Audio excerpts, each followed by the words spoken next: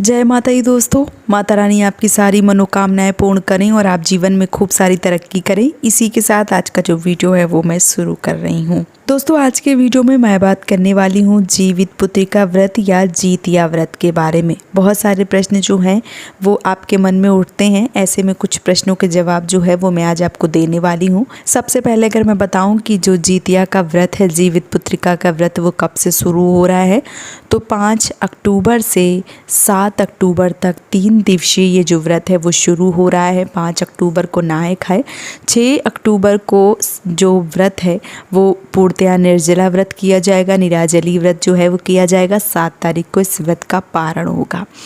ऐसे में बहुत सारे प्रश्न जो हैं वो मुझे मिलते हैं, जैसे कि जो नेनुआ का पत्ता होता है वो ना मिले तो हमें पूजा जो है वो किस प्रकार से करनी चाहिए, क्योंकि जीवित पुत्रिका व्रत या जीतिया व्रत में जो नेनुआ का पत्ता होता है वो सबसे ज़्यादा महत्वपूर्ण होता है और इसी पर रख के सारा भोजन जो है वो रख के विधिवत तरीके से पूजा की जाती है और इसके लिए जो नेनुआ का पत्ता है वो होना बहुत ज़्यादा महत्वपूर्ण है।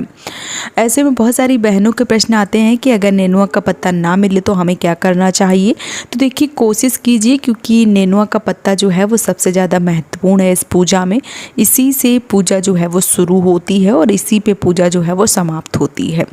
फिर भी बहुत सारी बहनें जो फ्लैट में रह रही हैं, कहीं दूर रह रही हैं और जीवित पुत्रिका व्रत कर रही हैं, ऐसे में उनको नेनुआ का पत्ता नहीं मिल पाता है। हो सकता है कई बार जो बहनें दूर रहती हैं उनको नहीं मिलता है, सारा सामान जो है वो नहीं मिल पाता है। अगर आपको नेनुआ का पत्ता जो है वो नहीं मिल पा रहा है, ऐसे में आप केले का पत्ता जो है वो ले सकती हैं।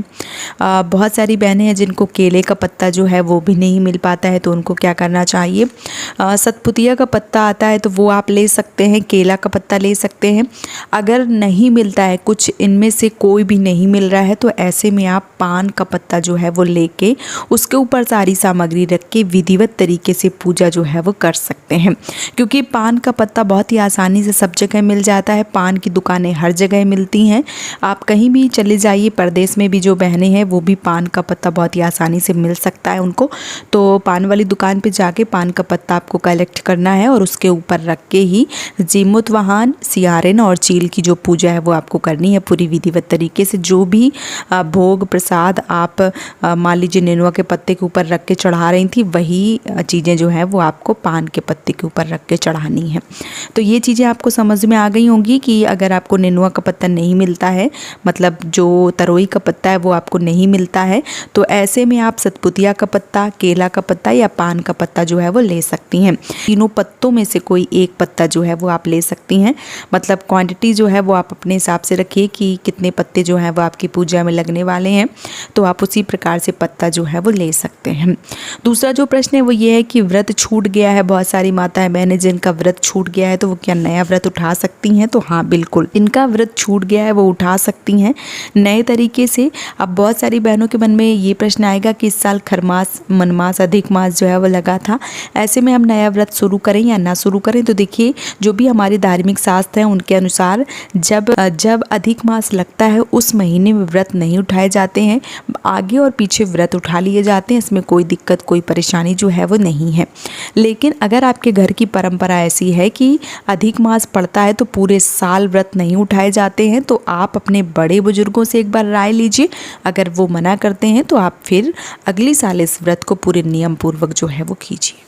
तो ये दोनों प्रश्न जो है वो आपके अगर मन में चल रहे थे, इन प्रश्नों का जवाब आपको मिलना चाहिए था, तो उम्मीद करती हूँ कि इन प्रश्नों का जवाब जो है वो मैंने बहुत ही अच्छे से आप सबको समझा दिया होगा और आपके मन में जो भी चीज़ें चल रही थी वो समाप्त हो गई होंगी। अगर अभी भी कोई प्रश्न चल रहा है आपके दिमाग में तो आप मुझे कमेंट सेक्शन में पूछिए, मैं आप सबको उसके बारे में जानकारी जो है वो ज़रूर दूँगी।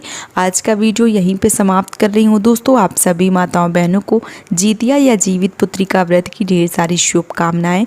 भगवान आपके पुत्र की, आपके संतान की आयु लंबी करे, उनकी रक्षा करे और वो खूब सारी तरक्की करे, यही कामना करती हूँ। और इसी कामना के साथ आज का जो वीडियो है वो मैं समाप्त कर रही हूँ दोस्तों। जय माता दी।